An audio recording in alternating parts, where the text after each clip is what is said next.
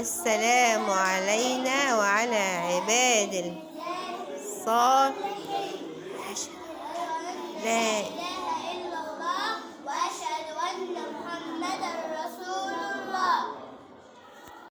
السلام عليكم ورحمة الله وبركاته. أحلى أخوات، ازيكم؟ عاملين ايه؟ يا رب دايما تكونوا بخير. كل سنة وانتم طيبين. النهاردة معانا فيديو من رياض الأطفال. فوجئت لقيت الأستاذة اللي في رياض الأطفال بعتالي الصور دي على الواتساب. لقيتها بتعلم أطفالنا قيم ومبادئ وعادات جميلة جدا. بدأت بتعلمهم أهم حاجة في الدنيا اللي هي الصلاة. الصلاة اللي أول حاجة بنتسأل عليها لما ندخل القبر، الصلاة اللي بتفرق بين المسلم والكافر، دي أهم حاجة. شكرا للأستاذة أمل على تعليمها للأطفال القيم والمبادئ والأخلاق الحميدة. بشكرها شكرا جزيلا. بارك الله فيك وفي أحبابك وجزاك خير الجزاء. هنا بدأت تغرس فيها مساعدة الآخر، قيم ومبادئ بدأنا نفتقدها في مجتمعاتنا. وإن كانت موجودة بس ما عادتش موجودة كتير زي الأول. فهنا الأبلة بتغرزها في الأطفال زي ما انتم شايفين يا حبايبي. الست كبيرة ومش قادرة تشيل حاجة، بنلاقي البنت الصغيرة بتساعدها. بنلاقي هنا محاكاة لأتوبيس أو لباص كده، في ناس قاعدة، في واحدة مش كبيرة برضو، هي بنت صغيرة بس بتمثل ست كبيرة، فمش قادرة ان هي تقف وماشية على عصا، فبيقف لها شاب وهي بتقعد مكانه. احنا بنشوف الحاجات دي في الواقع بس ما عدناش بنشوفها زي الاول. كانت الاول الحاجات دي اساسي.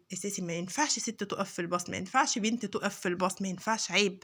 ما عدناش بنشوفها. هنا طبعا الشاب واقف وماسك في الحديدة بتاعة الباص اللي فوق، وده السواق بتاع الباص.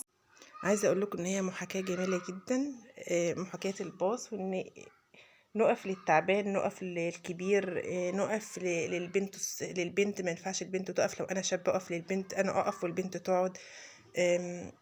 شكرا للأستاذة أمل على مجهودها المميز والرائع مع الولاد، وأنا عارفة إن هي بتتعب معاهم جدا. طبعا أنا بنوتي موجودة هنا، وهي اللي هتظهر دلوقتي، اللي هي مؤسدة البني في الآخر، دي بنوتة تبعي، دي تبعي يا جماعة. هم كلهم ولاد وأحبابي وكل حاجة.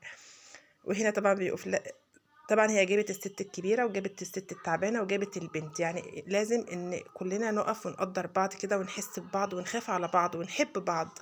عنا مفتقدين لحاجات كتير كانت موجودة في مجتمعاتنا العربية والإسلامية، ما عادتش موجودة، زي موجودة بس بقلة، مش بكثرة زي الأول. الحاجات دي كانت موجودة كتير، الوقت عادت قليلة. هنا طبعا الطفلين بيتشاجروا، فبتقف ست كبيرة وهي بنت برضو، فبتقول لهم حديث من حديث الرسول عليه الصلاة والسلام، وبيبطلوا شجار كده وبيتصالحوا مع بعض. كنت حابة ان الصوت يبقى الفيديو يبقى صوته الأصلي، ولكن كان في دوشة كبيرة جدا، الأطفال بتضحك وهزار وكده. هما هنا بيتسامحوا معهم، بيتصافحوا كده مع بعض.